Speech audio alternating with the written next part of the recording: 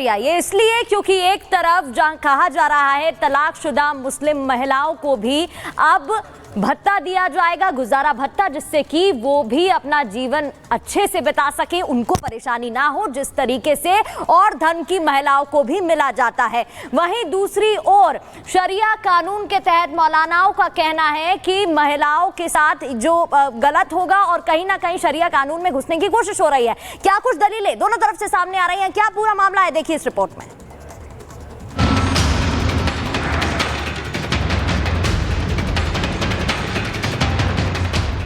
जो शरई अदालतें कायम हैं, दारुल इफ्ता हैं, दारुल क़ज़ा हैं, मजहबी रहनुमा हैं, इनके पास में जाएं और अपना मजहबी जो मामला है, अपनी जो परेशानी है, वो इनसे बयान करें।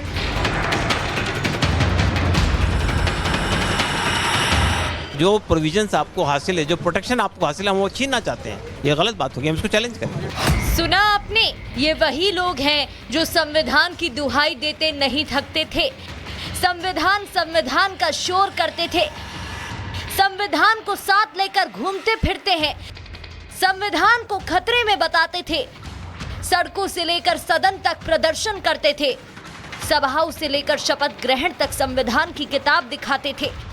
लेकिन जब सही में संविधान में मिले हक की लड़ाई की बात होती है तो ये मौन धारण कर लेते हैं, इनकी जुबान से एक शब्द नहीं निकलता। जिस संविधान की रक्षा करने का दम विपक्ष हमेशा भरता रहा है, उसी संविधान के मुताबिक मुस्लिम महिलाओं को गुजारा भत्ता देने का आदेश सुप्रीम कोर्ट ने दिया, लेकिन मुस्लिम संगठन ने इसे अपने अधिकार क्षेत्र में दखल बता दिया। कहा कि अदालतें शरीयत में दखल दे रही हैं, उनके निजी मसलों में संविधान नहीं, शरिया कानून ही चलेगा। ये जो बात कही जाती है कि वो महिलाओं के हक में उन्होंने फैसला किया है, हमारा मानना ये कि बात सही नहीं है। ये कहना कि शरीयत ने महिलाओं के साथ कोई नाइंसाफ़ी की है जिसका आप फैसला करके दे रहे हैं। तलाक कब होती है? जब रिश्ता चलता नहीं है, मामला ख़राब हो जाते हैं, तब तलाक होती है। अगर तलाक देने के बाद भी उसको मेंटेनेंस देना है ज़िंदगी भर, तो तलाक नहीं देगा, लटका के रखेगा, परेशान करेगा, तो उसकी ज़िंदगी के लिए फ़ायदा होगा या नुकसान होगा। मेंटेनेंस मिलना चाहिए इद्दत तक, इद्दत के बाद मेंटेनेंस की कोई जिम्मेदारी हस्बैंड की नहीं है। जो शरई अदालतें कायम हैं, दारुल इफ्ता हैं, दारुल क़ज़ा हैं, मजहबी रहनुमा हैं, इनके पास में जाएं और अपना मजहबी जो मामला है, अपनी जो परेशानी है, वो इनसे बयान करें और यहाँ से फैसला कराएं, ताकि कोर्ट कचहरी में जो रोजाना मजहब का, इस्लाम का, शरीयत का मजाक बनता है, ये मजाक न बने।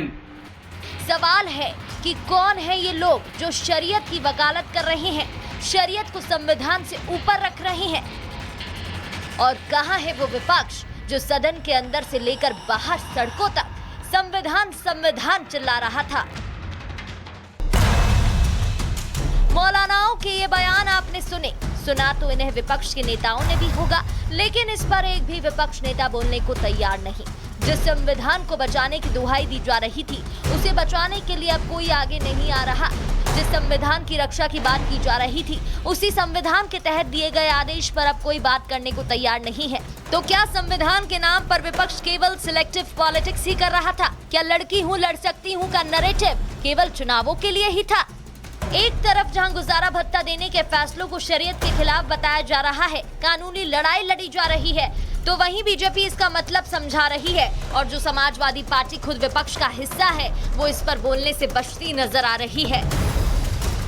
अगर वो शरीयत के अनुसार इस भारतवर्ष को चलाना चाहते हैं तो ये उनकी इच्छा पूरी होने वाली नहीं है।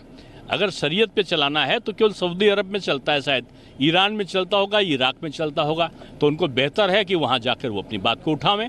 हिंदुस्तान में, भारत में संविधान के अनुसार चलेगा, उसमें हिंदू और मुसलमान को बराबर के अधिकार दिए गए हैं। हिंदू की अगर बहन की रक्षा है तो मुस्लिम बहन की भी रक्षा होनी चाहिए। मुस्लिम पर्सनल लॉ बोर्ड में जो निर्णय हुए हैं या जो उन्होंने फैसले किए हैं, उस पर मुस्लिम पर्सनल लॉ बोर्ड के लोग ही बयान देने का काम करेंगे। अब सवाल है कि क्या विपक्ष शांत रहकर मौलानाओं की बातों का समर्थन कर रहा है? क्या विपक्ष भी संविधान से ऊपर शरीयत को मान रहा है? और अगर ऐसा नहीं है तो जो आवाज चुनाव के समय संविधान को बचाने के लिए उठ रही थी, वो अब मुस्लिम महिलाओं के हक को बचाने के लिए कब उठेगी? Bureau report, Republic Bharat. शरीयत संविधान से ऊपर है। सवाल साथ ही ये भी कि आखिर वो लोग जो पूरे चुनाव में संविधान संविधान चिल्लाते रहे वो इस मुद्दे को लेकर खामोश क्यों है? तो जो लोग खामोश हैं उन पे सवाल खड़े करेंगे आज हम। और कौन कौन वो लोग हैं जरा ये भी जान लीजिए। संविधान संविधान चलाने वाले जो मौन है उसमें से सबसे पहला नंबर आता है यहाँ पर अखिलेश यादव का, जो फिलहाल चुप है इस पूरे मामले को लेकर। जयराम रमेश कांग्रेस के जो वरिष्ठ नेता है वो उनकी भी चुप्पी देख रहे होंगे आप। अवधेश प्रसाद यहाँ पर चेहरे देख रहा है, जो इधर से सांसद भी हैं और इस पूरे मुद्दे को लेकर संविधान को लेकर सबसे ज्यादा इनकी स्पीच आपने सुनी होगी जिसको लेकर काफी प्रोपोगेट भी किया गया। राहुल गांधी जो हमेशा आपको सदन के अंदर जो संविधान की कॉपी उसको लेकर खड़े दिखाई देंगे। मल्लिकार्जुन खड़गे हैं, सोनिया गांधी है, राहुल गांधी, अखिलेश यादव, देश प्रसाद से लेकर के तमाम वो चेहरे जो पूरे चुनाव में संविधान की परिभाषा गढ़ते रहे, लेकिन जब बात आई महिलाओं की तो चुप्पी साध ली। इस बीच महिलाओं का क्या कुछ कहना है जरा वो भी सुन लीजिए। इतने सालों से ये लड़ाई चल करके आ रही है और अभी भी सुप्रीम कोर्ट के ऑर्डर देने के बाद भी अगर उनके मुंह से ये अल्फाज निकल रहे हैं तो बड़े ही तकलीफ की बात है, बड़े ही हमारे मुस्लिम भाइयों के लिए शर्म की बात है। उन्हें भी समझना चाहिए, उनके घर में भी माँ बहन होंगी, उनके बारे में सोचना चाहिए कि कभी उनके बेटियों के साथ या उनकी बहन के साथ ऐसा हो जाता है तो वो ऐसी सिचुएशन में क्या करेंगी? क्या वो माँ बाप के घर में आकर बैठ जाएंगी? सुप्रीम कोर्ट का फैसला बहुत सही है क्योंकि एज अ न्यू जनरेशन हमें भी एक सिक्योरिटी चाहिए होती है कि कल को अगर हमारा हस्बैंड किसी भी रीज़न से हमें छोड़ दे तो कम से कम मुझे अपने मायके तो नहीं आना पड़ेगा।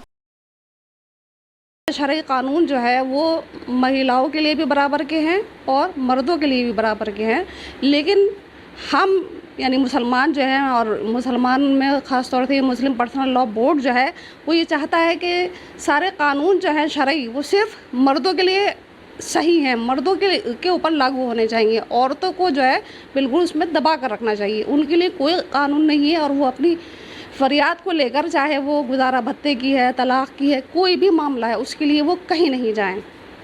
तो मेरी राय में सुप्रीम कोर्ट का ये फैसला बिल्कुल सही है कि जो तलाकशुदा महिलाएं हैं उनको गुजारा भत्ता बिल्कुल मिलना चाहिए।